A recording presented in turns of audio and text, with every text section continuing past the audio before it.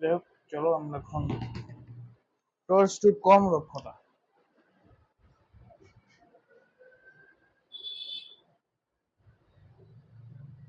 কর্মদক্ষতা কি, ঠিক আছে? তো কর্মদক্ষতা এখানে কি, এটা একটা বড় ব্যাপার তোমাদের জন্য, যে অ্যাকচুয়ালি কর্মদক্ষতা জিনিসটা কি। তো কর্মদক্ষতা ব্যাপারটা হচ্ছে ইটা, অর্থাৎ তুমি কোন একটা কাজ করানোর জন্য, তুমি একটা মোটরকে, ধরো না, তুমি একটা কিছুকে কাজ করানোর জন্য তুমি ওকে ইনপুট দিলা এত ওয়াট পাওয়ার দিলা, এখন ও আউটপুট দিল এত ওয়াট। তুমি যখন এই দুইটাকে ডিভাইড করবে, এটাকে যখন 100% দিয়ে গুণ করবে, ওইটাই তোমার কর্মদক্ষতা চলে আসবে। অর্থাৎ তুমি যে একটা কিছুকে কিছু একটা করতে দিলে, ওকে যে রিসোর্সেস দিলে, এখন সে ওই রিসোর্সটা কতটুকু কাজে লাগাতে পেরেছে এবং কতটুকু ওয়েস্ট হয়েছে, ওই যে কতটুকু কাজে লাগাতে পেরেছে যে পার্সেন্টেজটা, ওটা হচ্ছে আমাদের কর্মদক্ষতা। এটার কোনো ক্লিয়ার কোনো সংজ্ঞা নেই, আমি যেটা যতটুকু বোঝানো সম্ভব তোমাদের বুঝিয়ে দিলাম। তো কর্মদক্ষতাকে আমরা হচ্ছে ইটা দ্বারা প্রকাশ করতে পারে, এবং ইটা দ্বারা প্রকাশ করলে আমরা লিখতে পারি হচ্ছে লভ্য লভ্য আহ, কার্যকর শক্তি বাই মোট প্রদত্ত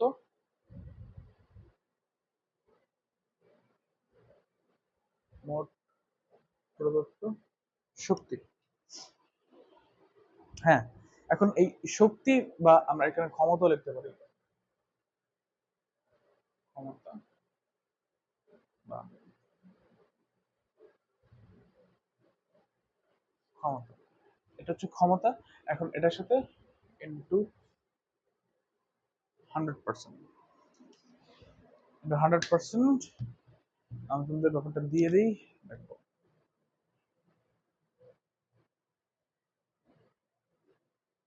এটা ইকুয়াল লভ্য কার্যকর শক্তি বা ক্ষমতা ডিভাইডেড মোট প্রদত্ত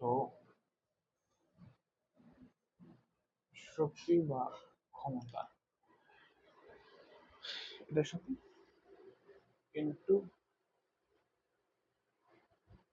100%, এবং ওইখানে 100% আছে, 100%। ওকে, সো এটাই এটাই হচ্ছে আমাদের মোট কার্যকর শক্তি, বা এটাকে আমরা এভাবে লিখতে পারি,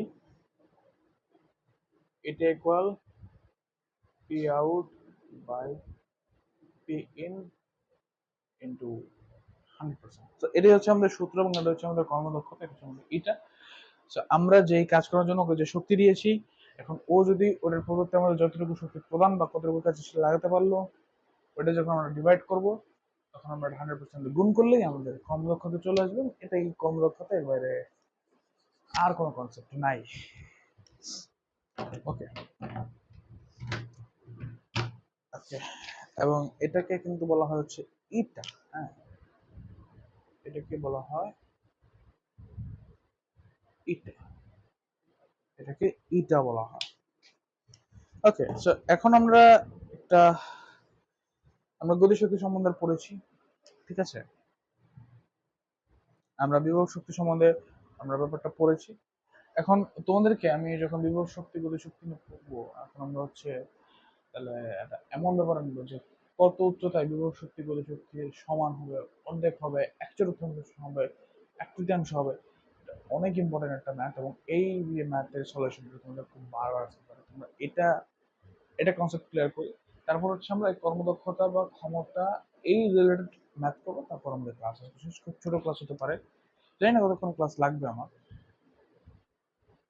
তাহলে চলো আমরা এখন ওইটাই করি যেটা আমাদের করা প্রয়োজন। Let's go. Okay, okay.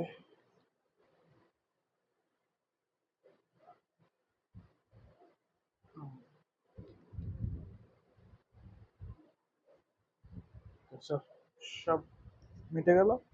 তাহলে এখন চলো আমরা দেখবো একটা ম্যাথ, সেটা হচ্ছে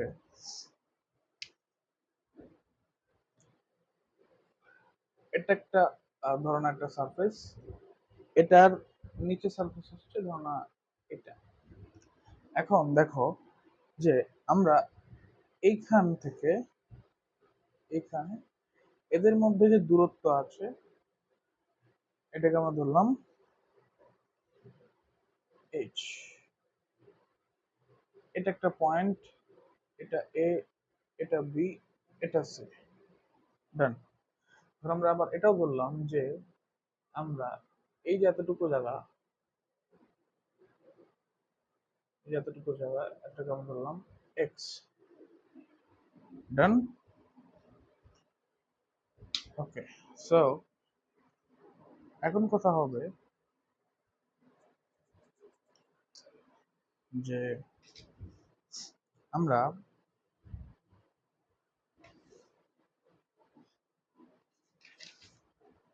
অ্যাকচুয়ালি আমরা এখন গতিশক্তি বা বিভব শক্তি কত পাবো সেটা নিয়ে একটা ম্যাথ থাকতে হবে না?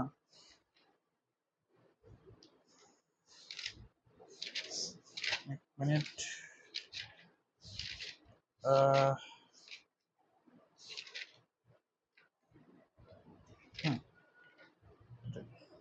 অ্যাকচুয়ালি অংশের ব্যাপারটা ওটা আমরা করে শেষ করি। আমরা আরেকটা জিনিস পাবো, তো এটা এটা দেখলে না, এখন দেখো তাহলে আমরা এটা একটা সলিউশন আসতে পারি। এ বিন্দুতে, এ বিন্দুতে গতিশক্তি,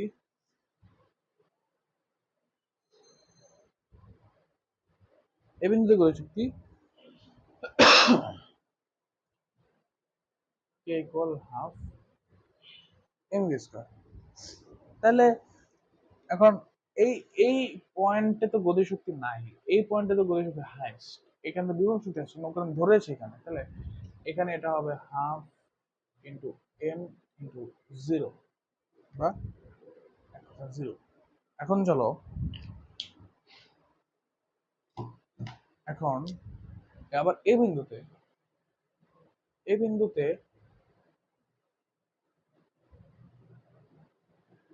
বিভব শক্তির কথা যখন আসবে তখন কিন্তু আবার ও চাঙ্গা, কারণ ও হাইস্ট ভি। ঠিক আছে, ভি ইকুয়াল এম এম জি এইচ, এম জি এইচ। এখন ওর যদি মোট শক্তি বের করি তাহলে আমরা ই ইকুয়াল লিখতে পারবো এটা K plus G equal zero plus M জি এইচ। এটা কিন্তু হাইস্ট, এখানে কোনো কমতি থাকবে না। ঠিক আছে, তাহলে আমরা এই বিন্দুতে বিভব শক্তি গতিশক্তি পেয়ে গেছি এটার ক্ষেত্রে। এখন বি বিন্দুতে কত হবে বলতো, এবং সি বিন্দুতে কত হবে এটা আমাদের বুঝতে হবে। চলো এখন আমরা বি বিন্দুতে গতিশক্তি, বিভব শক্তি এবং মোট শক্তি দেখবো। ওকে, সো এবার হচ্ছে যে বি বিন্দুতে, বি বিন্দুতে গতিশক্তি কত? বি বিন্দুতে গতিশক্তি হাফ এম ভি স্কোয়ারের জায়গায় আমরা ভি স্কোয়ার জায়গাটা জিনিস লিখতে পারি। আমরা সূত্র পড়েছিলাম যে ইউ স্কোয়ার প্লাস টু জি এইচ একটা সূত্র আছে, যেখানে আমরা এই হাইটটাকে মেটার করব, মেটার আছে আমাদের, কারণ এইটা একটা হাইটে চলে এসেছে। এখন ওর বিভব শক্তিও আছে আবার গতিশক্তিও আছে, সবই আছে। তাহলে এখানে আমরা লিখবো হচ্ছে n into u square plus two জি এইচ। ঠিক আছে, u square plus two G H. এখন এখানে ইউ তো আবার জিরো, কারণ ওর উপরে কোনো বেগই ছিল না, ও ধাপ করে নেমে চলে আসে। তাহলে ইউ জিরো হলে এখানে টু জিএস লিখতে পারে। আবার টু এ টু কাটা হলে তাহলে আমরা এখানে জাস্ট এম জিএস থাকতে পারে আমাদের, ওটাই থাকবে। এখন এই জিএস আবার এইচ কে আমরা এক্স ধরতে পারি, কারণ আমরা নিচে আবার একটা এইচ ধরবো, তো ওটাকে আমরা যদি এক্স ধরি, এটাকে জাস্ট এক্স ধরলেই হয়ে যাবে। তাহলে দেখো এই ইউটা জিরো, এখন এই টু এর সাথে এই টু কাটা যাবে, তাহলে এখানে থাকবে এম জি এক্স। তাহলে এটাই এম জি এক্স। ডান। এবার চলো বি বিন্দুতে বিভব শক্তি নির্ণয় করি আমরা। বি বিন্দুতে বিভব শক্তি, তাহলে বি বিন্দুতে বিভব শক্তি কত হবে, রাইট? বি বিন্দুতে বিভব শক্তি আমরা এখানে ভি না লেখে আমরা যদি ইউ লিখে এটা বেটার হবে। এটাকে যদি আমরা ইউ লিখি তাহলে বেটার। তাহলে ইউ এখানে কত বলো, এখানে কি আর এইচ আছে এখানে? আমরা কিন্তু এক্স দূরত্বে নেমে আসছি, তাহলে এইচ মাইনাস এক্স হবে না? কারণ এই যে এক্স আমরা এখন ধরছি না, তাহলে এখন যেটাকে আমরা এক্স ধরছি, তাহলে এটাকে যদি আমরা এইচ মাইনাস এক্স তাহলে তো বি এর দূরত্ব পাবো। তাহলে সেম আমরা এখানে এইচ লিখবো না, এখানে আমরা লিখবো হচ্ছে H minus X, M G H minus X, তাহলে M G H minus X, তাহলে এখানে হবে আমাদের কত, M G H minus M G X. তাহলে এখন যখন আমরা মোট শক্তি বের করব, তখন একটা ব্যাপার তুমি মিলায় দেখো, আমরা এখানে পাচ্ছি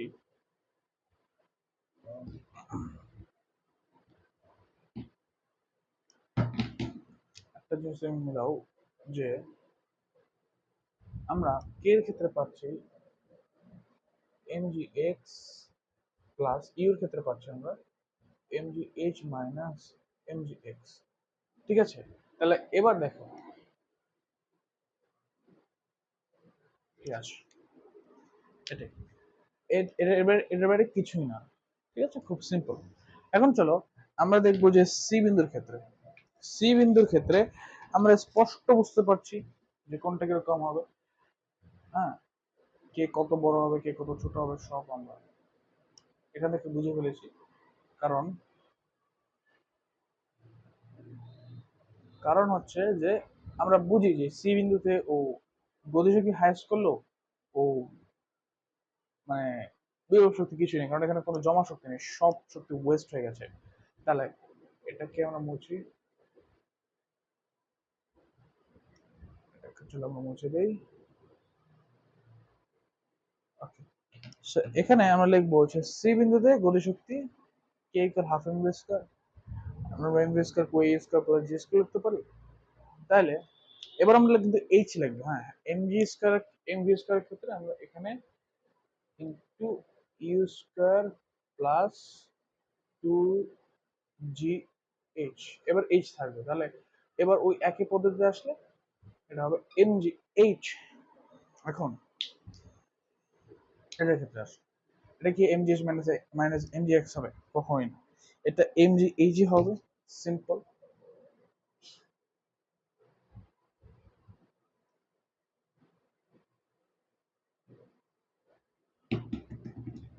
এটা এম জি এইচ হবে, কিন্তু এইচ তো সর্বোচ্চ শূন্য, তাহলে সবশেষে শূন্য হবে, অর্থাৎ এখানে আমরা কে এর ক্ষেত্রে পাবো হচ্ছে কি এম জি এইচ প্লাস জিরো।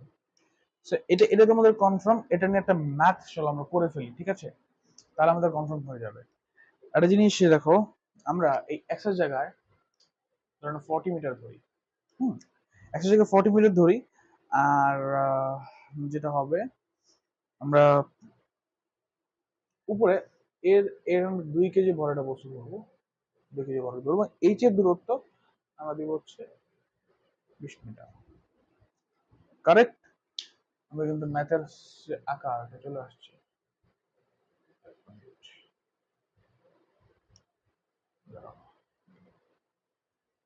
হ্যাঁ, আমাদের এখানে কিন্তু ম্যাথের যে আকার এটা চলে আসছে। তাইলে এবার চলো আমরা ম্যাথ সলভ করবো।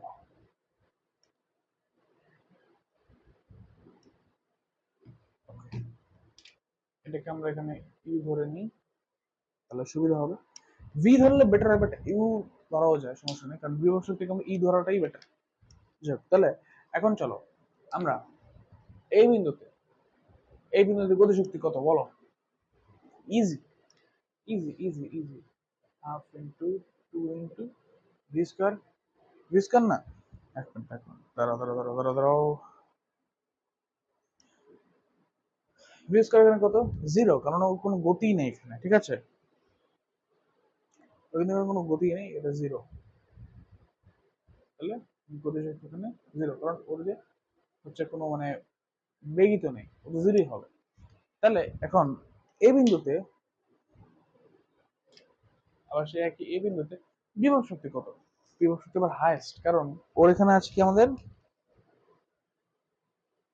এমজিএইচ, আর এখানে আমরা 2 × 9.8 × 20 করতে পারবো,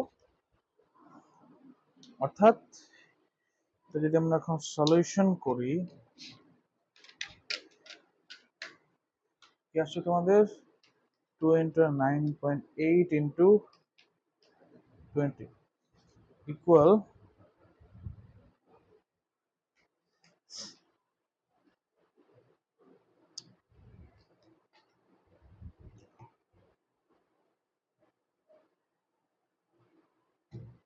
ওকে, এক মিনিট, এখানে আমরা একটা জিনিস ভুল করে ফেলছি। এটা কোনো 20 মিনিট হতেই পারে না, কারণ আমরা এখানে 40 মিনিট ধরছি, আর ওটাকে 20 মিনিট কিভাবে ধরলাম? ঠিক না? এবার ঠিক আছে, এবার আর কোনো ভুল নেই, এবার কনফার্ম। এটা হবে 2352, অর্থাৎ আমরা ইও লিখতে পারবো। এতটুকু তো গেল, এখানে আমাদের কোনো প্রবলেম নাই। এখন কথা হচ্ছে বি বিন্দুতে কিভাবে নির্ণয় করবো। Let's go, let's do it. B বিন্দু বি বিন্দুতে গতিশক্তি, বি বিন্দুতে গতিশক্তি কত হবে বলো? বিভিন্ন গতিশক্তির ক্ষেত্রে আমরা দেখিয়েছিলাম না, হচ্ছে যে টোটাল কত আসে, তাহলে এম জি এক্স আসে আমাদের। হ্যাঁ, তাহলে আমরা এখন এম জি এক্স এক্স এ ধরবো, এম জি এক্স, কারণ ওই এক্স এর মানটা আমাদের লাগবে। তাহলে 9.8 ইন্টু 40,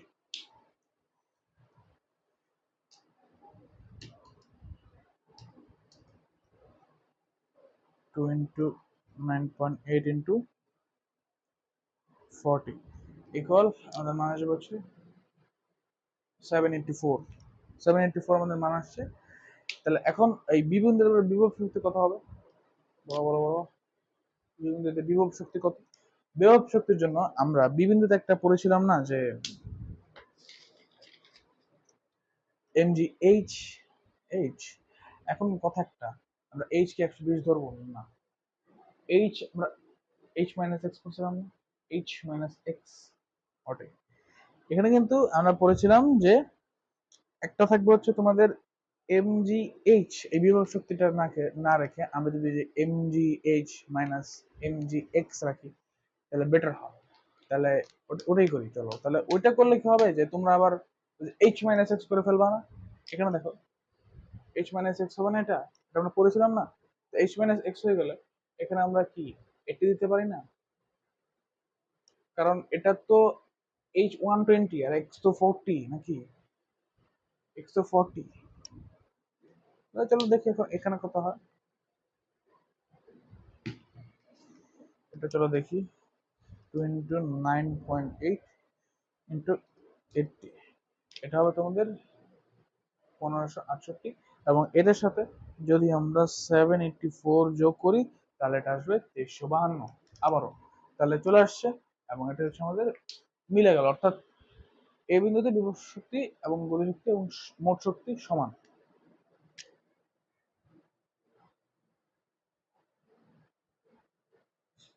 এটা আমাদের ই টু হয়ে গেল, ই ওয়ান হয়েছে, ই টু হয়েছে।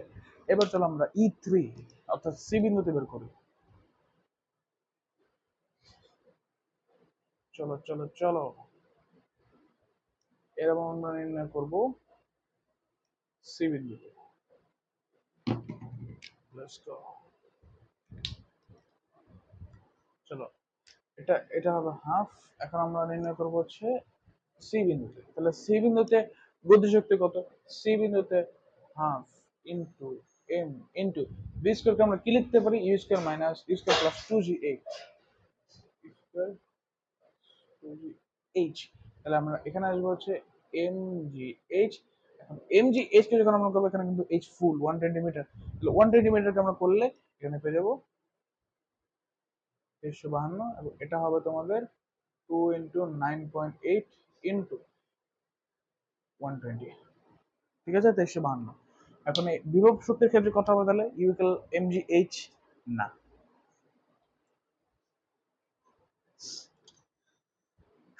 সি বিন্দুতে ইউকেল এমজি এইচ হবে, সরি কি বলতেছে, এমজি এইচ হবে। তাহলে এখানে কথা হবে 2 ইন্টু 9.8 ইন্টু 0, জিরো, কারণ ওই যে জিরো, আমরা ই থ্রি পেয়ে গেলাম 0, অর্থাৎ ই ওয়ান ইকুয়াল ই টু ইকুয়াল ই থ্রি। তাহলে আমরা একটা ব্যাপার পড়েছিলাম না, যে যে কোনো বস্তু উপর থেকে যখন নিচে পড়ে তখন ধাপে ধাপে ওর গতিশক্তি গতিশক্তি বাড়ে, বিভব শক্তি কমে, কিন্তু কখনো মোট শক্তির পরিবর্তন হয় না। এটা প্রমাণিত। তুমি যদি এখানে বি না দিয়ে তুমি যদি এখানে হচ্ছে সি, এখানে তুমি একটা লাগাও, এখানে একটা লাগাও, এখানে একটা লাগাও, এখানে একটা লাগাও, এখানে একটা লাগাও, যতই লাগাও প্রতিটা দেখবে যে কোনো জায়গায় মোট শক্তির মান কম হচ্ছে না, সব জায়গায় 2352 হবে এবং এটার কোনো বিন্দু পরিমাণে পরিবর্তন হবে না। তো এই যে ম্যাথটা আমরা করলাম, এটা one of the most important solution this chapter. এই চ্যাপ্টার অনেক বড়। আমরা এই চ্যাপ্টারে সিকিউতে ঢুকবো। আমরা ছিলাম গাণিতিক সমস্যা করবো, গাণিতিক সমস্যা না, আমরা একদম ডাইরেক্ট 100% সিকিউ কমপ্লিট করবো আগামী ক্লাসে। তো আজকের মতো এই পর্যন্ত, দেখা হচ্ছে নতুন আরেকটি নতুন ক্লাসে। সে পর্যন্ত সব ভালো থাকো, সুস্থ থাকো। সবাইকে thanks of all,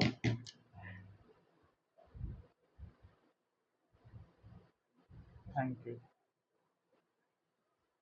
thank you.